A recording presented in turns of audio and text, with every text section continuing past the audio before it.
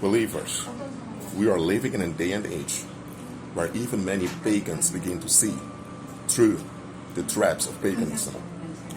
For example, you have this pagan teaching out there that you can only be loved if you love yourself first. But let's take this statement for a moment. So you have a small child who knows nothing about love, self-love, nothing of that. Doesn't mean that the child cannot be loved by the parents because the child doesn't love itself first. Or what if you have believers who are walking by faith, they're walking a cappella for real, authentic biblical love? Can they not walk in love towards someone who's broken and in need of healing? So it's God's love dependent on man's approval?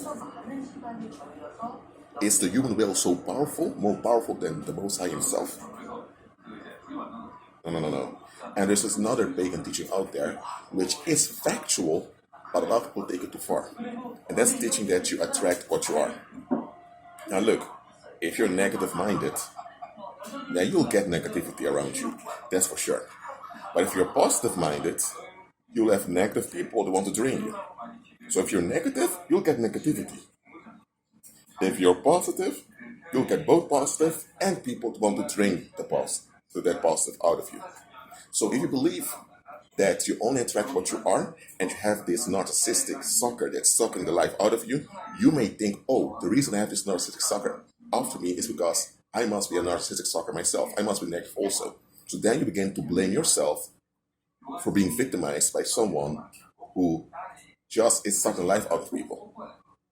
That's how you get in a cycle of guilt, and this cycle of guilt keeps you in a vulnerable, wounded position in which you can continue to be victimized by predators. So just because a teaching is factual doesn't mean it's Christ-centered.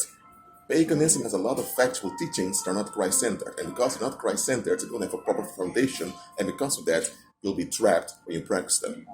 Everything you practice must have a solid, proper foundation. The same with knowledge. If knowledge doesn't have the right context, you can process it mentally.